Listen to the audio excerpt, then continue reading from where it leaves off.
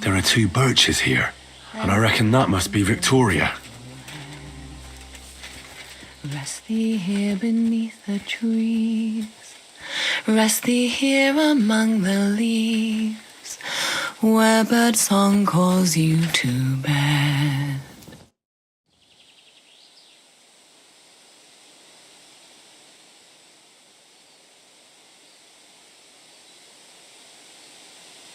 You're Victoria, right? And who are you? No one important. Well, it all started like this. I was supposed to bring you some horseshoes, but then... I'm not interested in any damn horseshoes. Wait, though.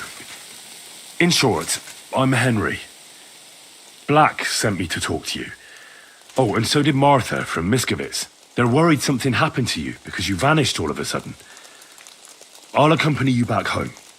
All right? I don't want to go back there. Nothing good ever happened to me in that house. I want to stay with my Black. Where is he? Why didn't he come himself? Because he's lying in the infirmary. But you don't need to worry. He'll be all right soon. I know what happened to you.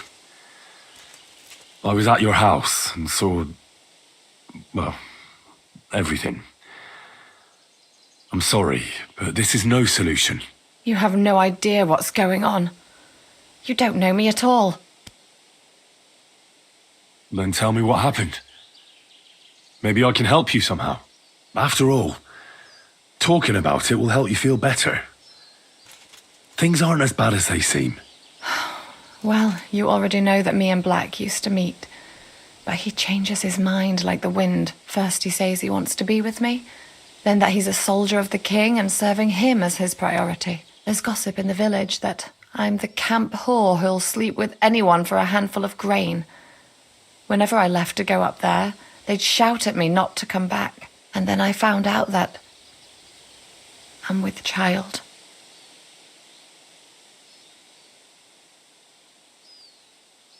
And that blood on the floor in your house? I was desperate.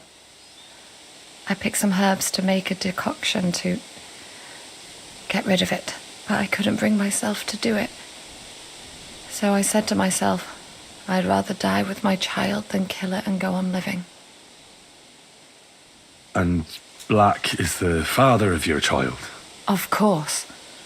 The villagers think I sleep with half the camp, but it can't be anyone else's but his, as God is my witness. So you cut yourself? Yes, with a knife. I cut myself once or twice, but once I felt the pain and saw the blood, I came to my senses. I wiped off the blood with an apron and my skirt, but it was everywhere. I couldn't bear to look at it, so I ran away. Here. Thanks for confiding in me. You've had a difficult time. I don't want to talk about it anymore. Please tell me what you know about my Black.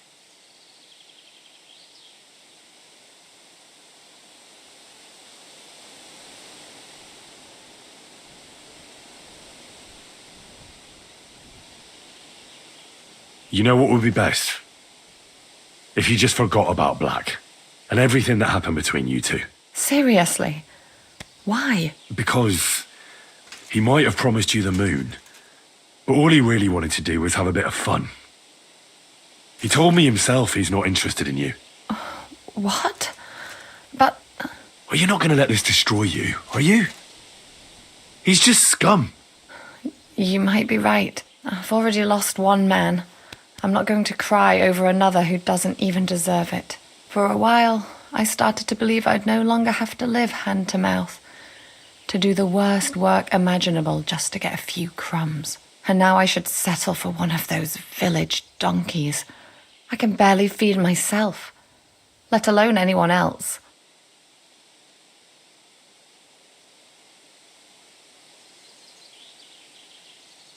Don't take this the wrong way, but maybe it'd be best if you simply left the village. There's nothing keeping you there. But I don't have anywhere else to go. I might know of a place. Oh? Where would that be? Not far from here is a tavern. It's called the Devil's Den.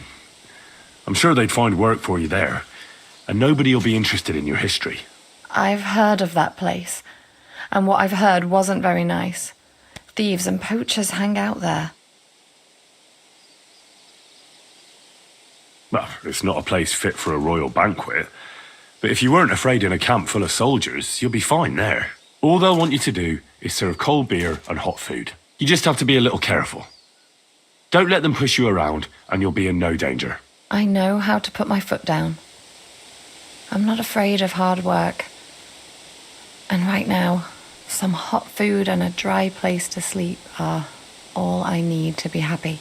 So you don't want to go back to Miskovitz? Just once, for the last time. I'll get a few things, and once a wagon goes by, I'll take a ride to the Devil's Den. And when the baby arrives, well, we'll make do somehow. I'm glad to hear that. Good luck, Victoria.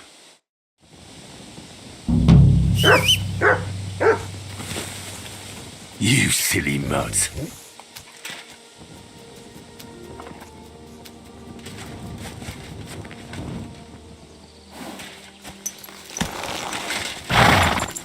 Rear up!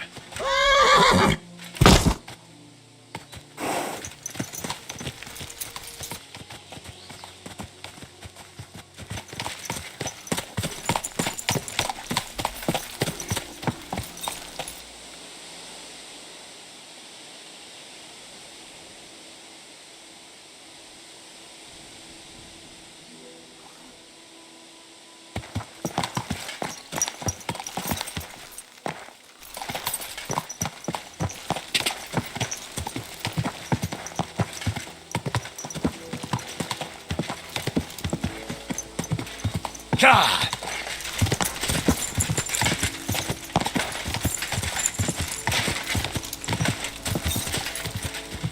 Quick!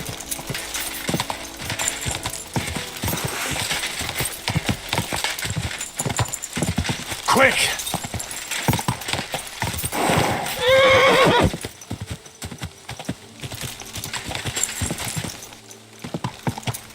Whoa! Whoa!